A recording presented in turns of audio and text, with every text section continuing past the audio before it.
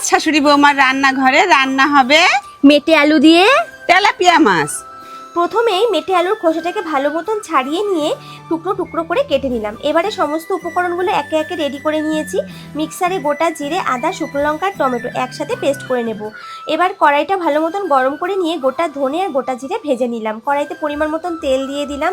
লবণ হলুদ দিয়ে ভালো করে মাছগুলোকে মাখিয়ে নিয়ে ওই গরম তেলের মধ্যেই মাছগুলো একে একে ছেড়ে দিলাম। ভালো মতন ভেজে একটা পাত্রের মধ্যে তুলে নিলাম। তারপরে ওই তেলের মধ্যে কেটে রাখা মেটে আলু আর একটার মতন আলু দিয়ে ভালো মতন ভেজে একটা পাত্রের মধ্যে তুলে নিলাম। তারপরে আবারও কিছুটা তেল দিয়ে ফোড়নে তেজপাতা, শুকনো লঙ্কা, গোটা জিরে দিয়ে হালকা নাড়াচাড়া করে নিয়ে কুচিয়ে রাখা পেঁয়াজ আর মিক্সারে পেস্ট করে রাখা সমস্ত মশলা দিয়ে ভালো মতো নাড়াচাড়া করে পরিমাণ মতো লবণ হলুদ দিয়ে আবারও একটু নাড়াচাড়া করে ঢাকা দিয়ে দিলাম।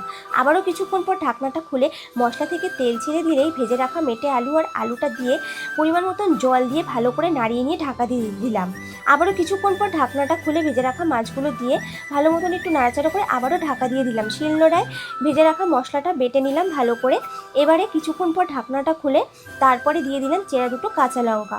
উপর থেকে ভাজা মশলাটা ভালো মতন ছড়িয়ে দিলেই রেডি আমাদের মেটে আলু দিয়ে তেলাপিয়া মাছের ঝোল। এবার তাহলে শাশুড়ি মাকে টেস্ট করানো যাক। কেমন, ভালো তো? দারুণ।